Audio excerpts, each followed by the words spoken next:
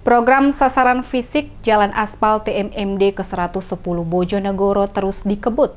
Sejauh ini pembangunan jalan aspal di Desa Jatimulyo sampai pada tahap pemadatan tanah.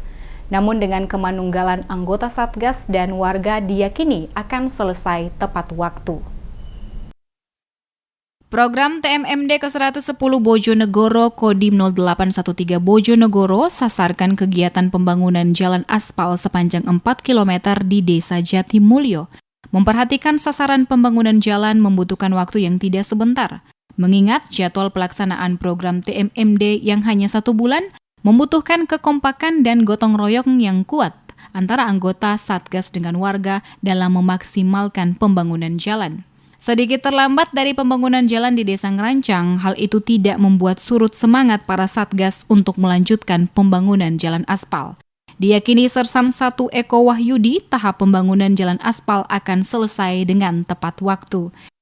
Untuk di sini, untuk kegiatan kita membantu pemadatan setaran jalan yang akan di aspal ini. Untuk anggota kita dibantu sama 4 anggota dari Satgas 521 yang bantu di sini.